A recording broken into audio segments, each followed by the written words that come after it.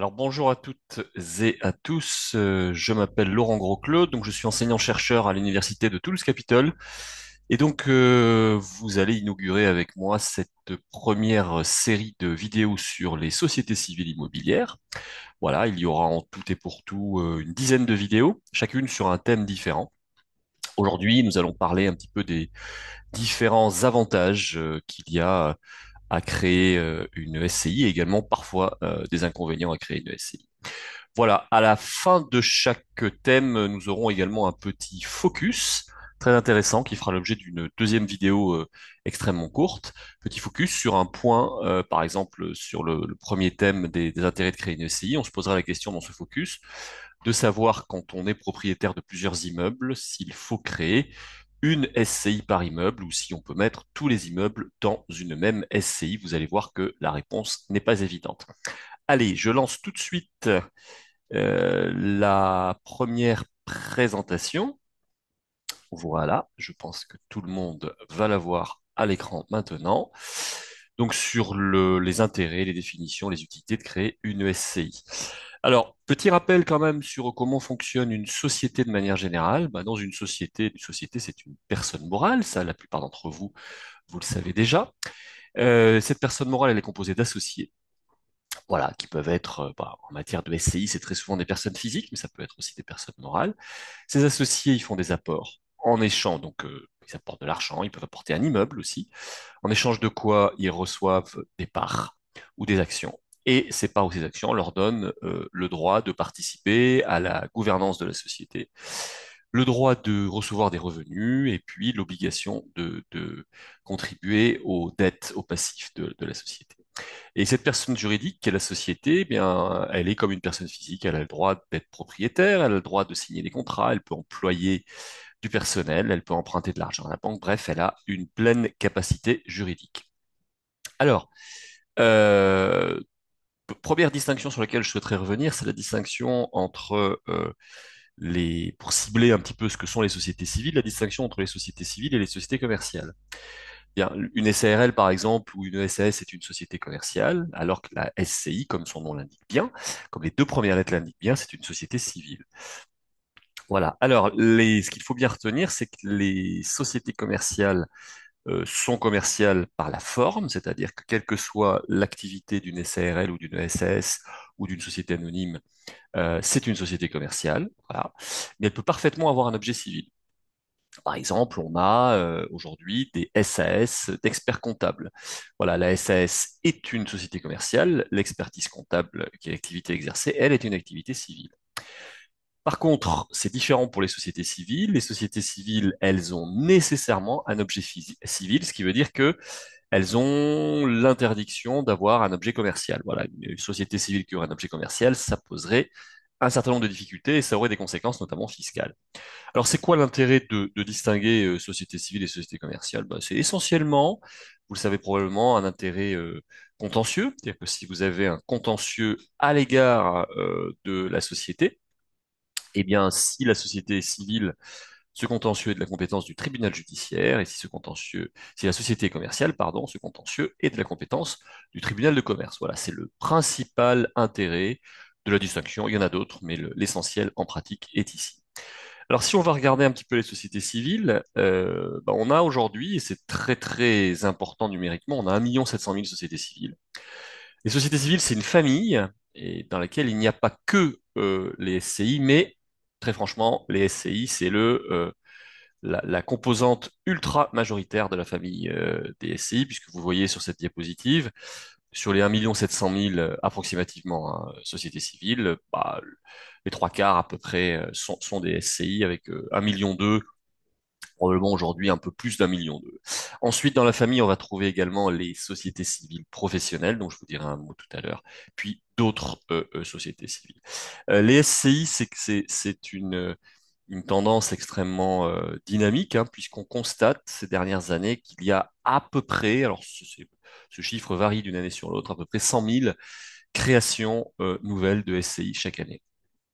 Euh, Quand on regarde la réglementation applicable au SCI, alors première chose importante, le I, la lettre I, la troisième lettre du sigle SCI n'existe pas réellement. C'est-à-dire quand vous ouvrez le code civil, vous n'avez finalement rien de particulier sur les sociétés civiles immobilières. Vous avez une réglementation des sociétés civiles, et donc en fait les SCI, ce sont des sociétés civiles dont l'objet, de par leur statut, est immobilier, dont l'objet, en règle générale, c'est la détention et la gestion d'un bien immobilier. Vous allez voir que c'est parfois un petit peu plus compliqué que ça.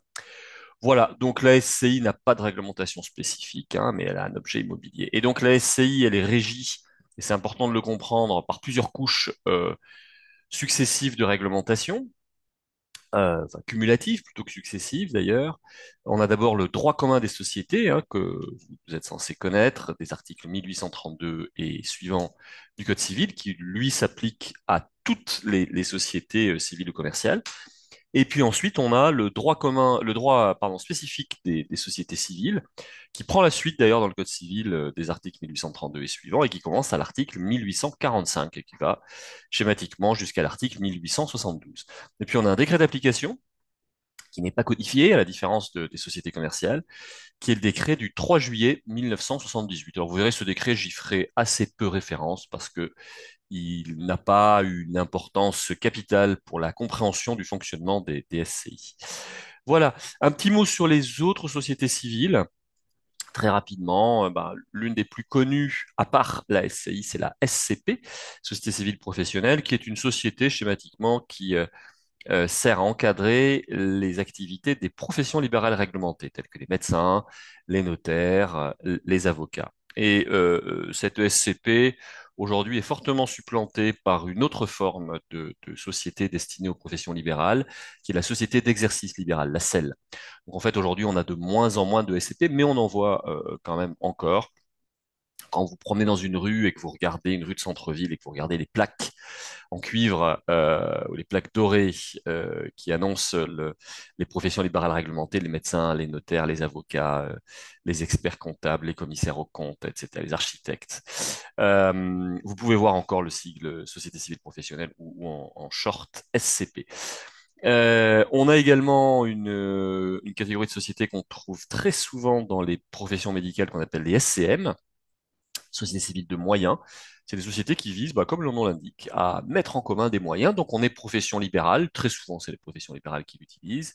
On ne met pas en commun la clientèle, mais on décide de mettre en commun, à minima par exemple un photocopieur, mais ça peut être aussi un secrétariat, donc un contrat de travail ou plusieurs contrats de travail. Et s'agissant de médecins qui utilisent des plateaux techniques, ça peut être de l'équipement, par exemple des machines de radiographie pour les médecins radiologues. Voilà, je prends l'exemple des professions médicales, mais bien évidemment, on trouve des SCM dans d'autres professions et dans d'autres types de situations. Voilà, vous avez ici, mais je ne le détaille pas, une petite liste des autres types de sociétés civiles qu'on peut trouver. Peut-être deux petites remarques. D'abord, on va avoir parfois des sociétés civiles holding, c'est-à-dire des sociétés civiles dont l'activité va être simplement de détenir des parts ou des actions d'autres sociétés. Voilà. Et puis, regardez la dernière de la liste, c'est les SCPI, Sociétés civiles de placement immobilier. Ce sont les seules sociétés civiles qui sont cotées en bourse. Sinon, une SCI ne peut pas être cotée en bourse. Et celles-ci, en fait, visent ce qu'on appelle la pierre papier. Elles sont des sociétés qui achètent plusieurs, des fois des dizaines et des centaines d'immeubles, et elles vendent aux particuliers, aux épargnants, des parts de ces sociétés. Donc ça permet aux épargnants de diversifier leur placement dans l'immobilier. Voilà, j'y reviendrai si ça vous intéresse un peu plus tard. Alors regardez, je reviens sur ce petit schéma que j'avais montré pour les sociétés en général, mais s'agissant des SCI. Donc dans une SCI, vous avez des associés, ici, voilà, qui font des apports, alors en règle générale des apports en numéraire ou des apports en nature sous forme d'immeubles. On a rarement dans des SCI, même si c'est théoriquement possible, des apports euh, d'un autre type. Je pense notamment aux apports en industrie.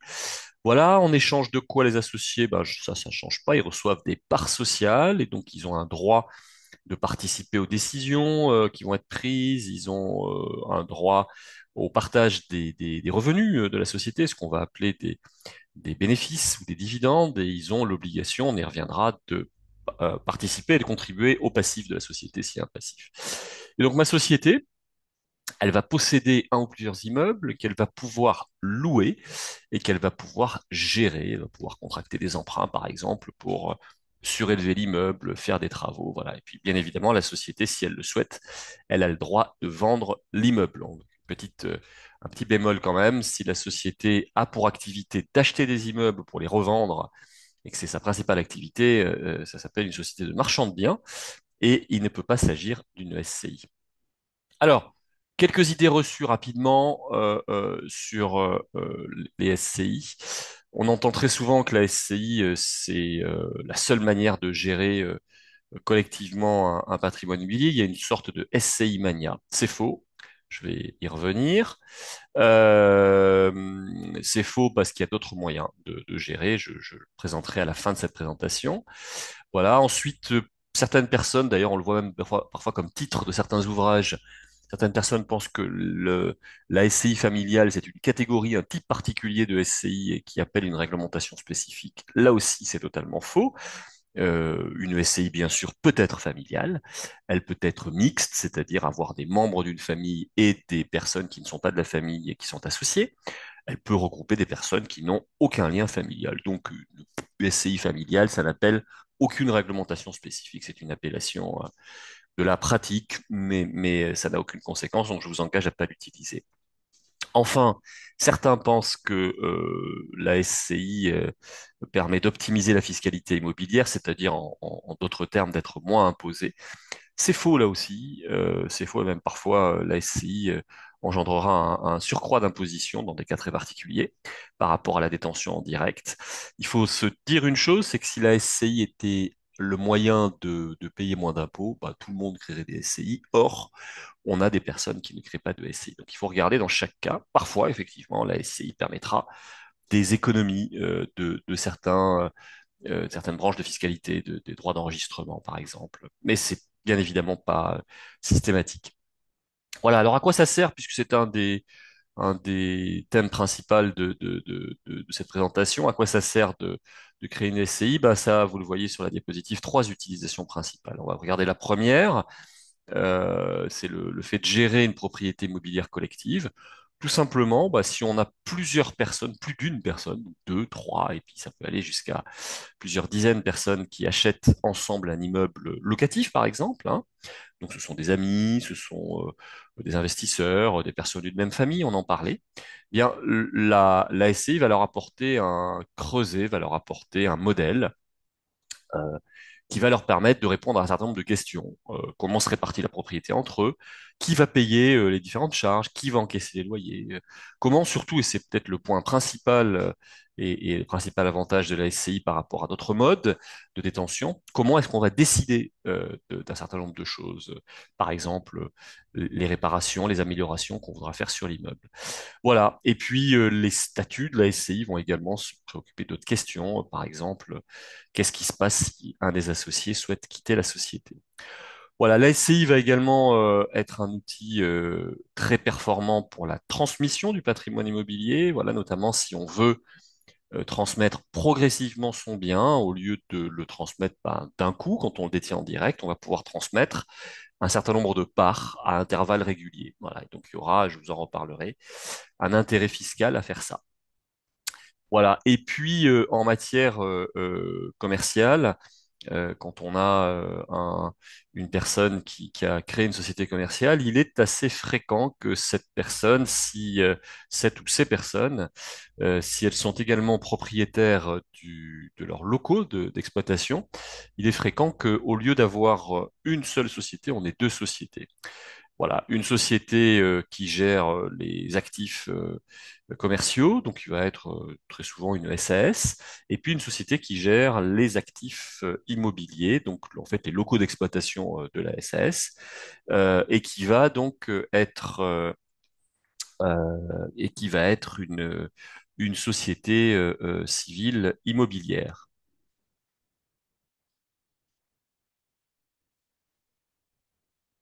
Et donc on a ces deux sociétés, et donc la société commerciale va être locataire de la SCI qui possède les locaux. Voilà, c'est un schéma qui présente pas mal d'avantages, la dissociation des actifs immobiliers et des actifs commerciaux. Notamment, ça permet de protéger les actifs commerciaux, enfin immobiliers, pardon, du chef d'entreprise contre le risque commercial. Voilà, ça présente aussi un certain nombre d'avantages en cas de transmission de l'entreprise. Alors, petite carte d'identité maintenant de la SCI, très rapidement, hein. Donc, je vous le disais, la SCI est une société qui n'est pas commerciale, voilà, puisque bah, par définition même, elle est civile. C'est une société, alors je vais prendre une expression volontairement un peu académique, qui a un fort intuitus personae. Alors, ça veut dire quoi? Ça veut dire que, ben, en fait, la personne de l'associé est importante et ça va se traduire notamment par le fait que quand on cède des parts d'une SCI, il faudra le plus souvent l'accord des autres associés. C'est une petite société, même si on peut avoir des SCI d'investisseurs, notamment en région parisienne, qui ont une certaine taille. Mais en règle générale, c'est quand même de la micro-société, avec deux, trois associés, avec un petit patrimoine qui n'excède pas. Quand je dis petit, voilà, qui excède rarement 800 000 euros, 1 million d'euros. Mais bon, enfin, tout ça, bien sûr, il n'y a pas de limite juridique, hein, mais c'est très souvent de petite taille. Alors, un point très important pour nous juristes, pour vous étudiants juristes, c'est une société très souple. Très souple, ça veut dire que dans les statuts d'une SCI, on peut mettre beaucoup de choses, on peut négocier beaucoup de choses vont être différentes d'une société à l'autre. Et en ce sens, si vous avez étudié ce qui est la SAS, on a dû vous dire que dans la SAS, il y avait une grande liberté statutaire. Eh bien, c'est presque autant de liberté statutaire qu'on va trouver dans la SCI. Voilà. Ensuite, c'est une société au plan technique qui ne requiert pas de capital minimum pour être créée. C'est une société à risque illimité, ce qui signifie que si la société ne paye pas ses dettes à ses créanciers, les associés peuvent être tenus de payer ses dettes sans solidarité. Voilà. Et enfin, au plan fiscal, la SCI est une société qui relève de l'impôt sur le revenu, mais qui a une possibilité d'option pour l'impôt sur les sociétés. Nous aurons tout un thème spécifique là-dessus. Alors, les intérêts de créer une SCI. D'abord, euh, euh, je pense vous l'avoir déjà dit, puis vous le constaterez dans la vie professionnelle, il y a aujourd'hui en France, depuis plusieurs années d'ailleurs, une SCI mania. Tous les gens qui achètent un immeuble, qui font un investissement, disent il faut constituer une SCI. Et c'est vrai qu'on a beaucoup de SCI en France. Alors il y a ce qui peut expliquer ça. D'abord, la SCI est quand même, bien sûr, un très bel outil, mais ce qui peut l'expliquer, c'est qu'il y a eu une époque assez lointaine maintenant, hein, ça fait au moins 25-30 ans, mais les habitudes peuvent rester. Une époque où fiscalement, la vente, notamment quand on avait une SCI qui possédait des immeubles commerciaux, la vente d'un immeuble commercial ou d'un immeuble d'activité, pas forcément d'un immeuble d'habitation, était fiscalement extrêmement imposé. On avait des droits de mutation à titre onéreux sur des cessions d'immeubles d'activité qui pouvaient atteindre 17-18%. Je vous ai mis 16,5%, mais enfin, dans certaines régions, ça pouvait monter au-delà. Et en revanche, si on cédait, à l'époque, hein, il y a 25-30 ans, si on cédait les parts sociales d'une SCI, les droits de mutation à titre onéreux n'étaient plus que de 4,8%. Donc, vous voyez, il y avait un rapport entre 1 et 3 et 1 et 4 entre ces fiscalités. Donc, bien évidemment, on préférait créer une SCI, notamment pour détenir de l'immobilier d'activité, de l'immobilier commercial. C'était un peu moins vrai pour l'immobilier d'habitation. Et c'est une part de l'explication. Alors aujourd'hui, la fiscalité de la transmission à titre onéreux est neutre. Que vous cédiez des parts de SCI ou que vous cédiez un immeuble, quelle que soit son activité, on est à peu près, il y a des petites différences, mais elles sont vraiment pas significatives, on est à peu près sur une fiscalité comprise entre 5 et 6%. Voilà, alors on va maintenant regarder un certain nombre de points et en se demandant si bah, c'est mieux ou moins bien de créer une SCI. Donc quand le pouce est levé, bah, on s'en doute c'est un avantage et quand le pouce va être baissé, ça va être un inconvénient. Quand il y aura les deux pouces, bah, ça voudra dire que c'est à peu près pareil. Alors pour acheter un bien, est-ce qu'il vaut mieux l'acheter en SCI ou l'acheter en direct? En direct, ça veut dire que la personne physique achètent ou les personnes physiques achètent un immeuble et sans que entre elles et l'immeuble il y ait une SCI. Alors oui, c'est un petit pouce levé parce que c'est pas non plus si évident que ça comme avantage. Fiscalement, je vous viens de vous le dire, ça coûte la même chose. Au plan du formalisme, acheter en SCI ou acheter en direct, c'est presque pareil. Si vous achetez par une SCI, bah, il faudra avoir créé la SCI, bien sûr. Ce qu'on peut dire qui peut être un avantage, c'est que la SCI va représenter peut-être à l'égard de certains créanciers, je pense aux banques, une meilleure solvabilité que l'achat par des co-indivisaires, hein, voilà, que l'achat par plusieurs personnes en direct. Mais même ce que je vous dis là n'est pas, quand on interroge certains créanciers, certains banquiers, ils disent que c'est pas forcément évident. Voilà, donc c'est un petit pouce levé, on va dire. Alors, si je veux transmettre à titre gratuit, oui, là, effectivement, j'ai un gros pouce levé parce que c'est plutôt quelque chose qui est intéressant, la transmission ATG à titre gratuit. Bah, je vous le disais, vous savez que vous l'avez certainement déjà étudié, quand on transmet à titre gratuit un bien, notamment à des enfants, il y a un abattement. L'abattement, il est de 100 000 euros par parent et par enfant. Et cet abattement, il se renouvelle tous les 15 ans. Bon, il y a eu une époque où il se renouvelait tous les 10 ans, puis tout ça a été tous les 6 ans, même à une époque. Puis même à une époque, il est monté à 153 ou 159 000 euros au maximum. On a eu des périodes un peu plus glorieuses qu'aujourd'hui. Puis c'est redescendu à 10 ans, puis c'est remonté à 15 ans. Donc aujourd'hui, on est à 15 ans et 100 000 euros. Vous le savez, ça pourra peut-être changer dans les mois et les années qui viennent. Et donc, ça veut dire que si vous donnez un immeuble à vos enfants, bah, vous allez le donner une fois. Vous n'allez pas le donner en plusieurs morceaux, l'immeuble. Et donc, vous allez bénéficier une seule fois de l'abattement. Si vous avez votre immeuble sous forme de SCI, vous allez pouvoir donner des paquets de parts de SCI à plusieurs reprises. Par exemple, vous allez pouvoir donner je sais pas, un quart des parts de SCI et donc bénéficier de l'abattement. Puis 15 ans après, vous allez redonner un autre quart des parts de SCI, vous allez rebénéficier de l'abattement. Donc, ça permet de fractionner la donation et puis ça permet également, au-delà de l'avantage fiscal, ça peut être intéressant de fractionner la donation. Voilà, ça permet également de pratiquer ce qu'on appelle une décote pour illiquidité, mais je reviendrai dans un focus sur la décote pour illiquidité un peu plus tard. Voilà, je vous montre ici un schéma, hein, je le représenterai un tout petit peu plus une autre fois aussi, mais dans la transmission à titre gratuit, on peut parfaitement avoir donc une création de SCI par des parents. Donc, ils vont acheter un immeuble, les parents vont acheter l'immeuble, donc ils vont s'endetter. Voilà. Et ensuite, ils feront, donc c'est la SCI qui va acheter l'immeuble, hein, c'est pas les parents directement. Il va donc y avoir un endettement de la SCI et puis les parents feront donation. Une fois que le schéma aura été monté, les parents feront donation des parts aux enfants. Et bien sûr, la donation se fera sur une base fiscale extrêmement faible puisque les parts sociales auront très peu de valeur au départ de l'opération, puisque la part sociale représentera au plan actif une part de la valeur de l'immeuble, mais vis-à-vis de ça, il y aura l'endettement de la SCI. Donc si l'endettement est quasiment égal à la valeur de l'immeuble, puisqu'on viendra de l'acheter, ben, la valeur de part sera nulle ou presque nulle, ce qui veut dire que la donation sur une base très faible, ne coûtera presque rien. Voilà, et petit à petit, donc, les loyers de l'immeuble vont permettre de rembourser le crédit, et donc ça provoquera une augmentation de la valeur des parts. Voilà, et donc si les parents ont donné simplement la nue propriété, ce qui est le cas ici dans le schéma que je vous donne, eh bien, au décès des parents, la pleine propriété sera reconstituée. Voilà un des moyens, avec une SCI, de transmettre un bien sur une durée assez longue, hein, quand même, 10-15 ans, avec un coût fortement réduit. Voilà, du point de vue de la gestion du bien, bah, c'est un gros pouce levé parce que bah, vous allez avoir dans une SCI la possibilité de nommer un gérant, voilà, qui va schématiquement être le capitaine de la SCI, hein. C'est lui qui va prendre les décisions au quotidien, signer les baux, décider de quelques réparations de manière urgente. Enfin, il va permettre de- d'avoir une gestion assez dynamique, alors que si on est en indivision, bah, les choses peuvent prendre beaucoup plus de temps. Donc c'est un gros avantage de la SCI, c'est des facilités de gestion, hein, une fluidité de la gestion.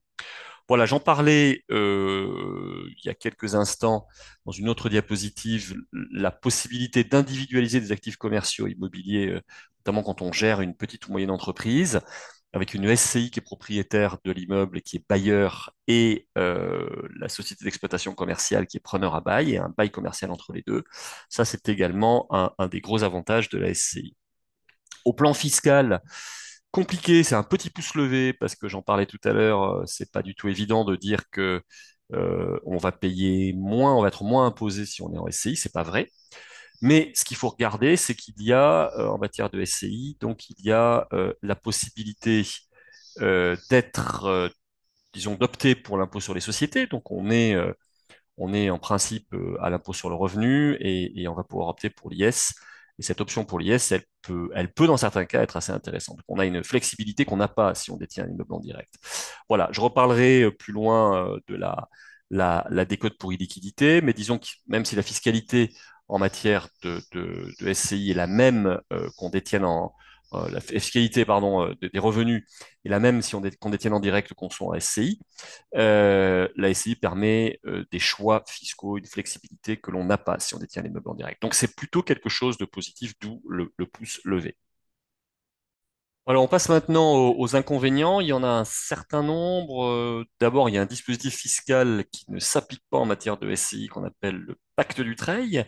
Le pacte Dutreil, c'est un dispositif qui permet de bénéficier de 75% d'abattement sur la valeur du bien transmis à titre gratuit, à condition que la société ait une activité commerciale ou libérale ou industrielle ou artisanale ou agricole. Par contre, ça ne s'applique pas aux sociétés qui ont un objet immobilier. Voilà. Ensuite, quand on a un décès et une liquidation de succession, vous le savez peut-être, en application de l'article 764 bis du Code général des impôts, la résidence principale du défunt bénéficie d'une décote de 20%. Donc, par exemple, si la résidence principale est évaluée à 1 million, elle sera déclarée pour la succession à 800 000 euros. Mais par contre, ce dispositif ne s'applique que si la résidence principale était détenue en direct par le défunt et non pas s'il la détenait sous forme de part de SCI. Donc là, c'est vraiment un inconvénient assez important. En matière d'IFI, impôt sur la fortune immobilière, c'est pareil. Quand on détient un immeuble en direct qui est sa résidence principale, on bénéficie d'un abattement de 30%. Et bien cet abattement de 30% de l'article 973 alinéa 2 du Code général des impôts, il est non applicable au SCI. Gros inconvénient. Voilà. En matière successorale toujours, le droit au logement temporaire de l'article 763 qui bénéficie aux conjoints survivants et le droit viager au logement que vous voyez ici de l'article 764 du Code général du Code civil, pardon, qui bénéficie également aux conjoints survivants, ces droits particuliers très protecteurs du conjoint ne sont applicables que si le logement, la résidence principale était détenue par le défunt, le décujus, sous la forme, enfin détenu en direct. Hein, et donc ça ne s'applique pas quand on a une SCI. Donc ça veut dire que la SCI peut être un inconvénient là aussi. Voilà. Du point de vue de la protection du patrimoine, vous connaissez peut-être le dispositif de l'insaisissabilité de la résidence principale de l'entrepreneur individuel, hein, qui a été mis en place par l'article L526.1 du Code de commerce, ce dispositif d'insaisissabilité qui protège beaucoup le patrimoine de l'entrepreneur individuel n'est pas applicable au SCI. Voilà, dans les inconvénients, on va dire, divers, on a des règles de démembrement de propriété. On aura un thème sur le démembrement, vous allez le voir, le démembrement en matière de part sociale, c'est un peu compliqué. Ensuite, il ne faut pas oublier que beaucoup de SCI comprennent deux associés qui ont chacun 50% du capital, ou les deux associés sont co-gérants, et donc on peut avoir des difficultés de gestion aussi, au moins aussi importantes qu'en matière d'indivision.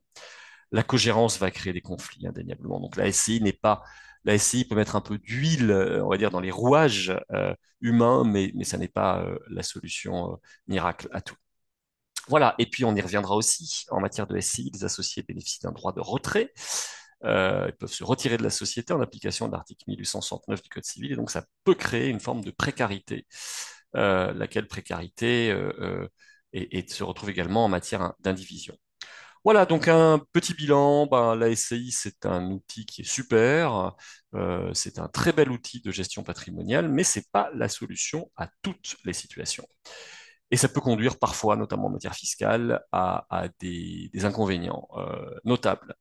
Voilà, l'indivision, si on la met en vis-à-vis, si on la compare, l'indivision aujourd'hui, depuis une vingtaine d'années, elle a été un petit peu réformée, l'indivision, et elle est plus simple et plus souple qu'avant. Elle garde certains inconvénients, mais bon, l'indivision n'est pas forcément le repoussoir qu'on veut bien y voir. Voilà, donc en résumé, il faut y aller au cas par cas.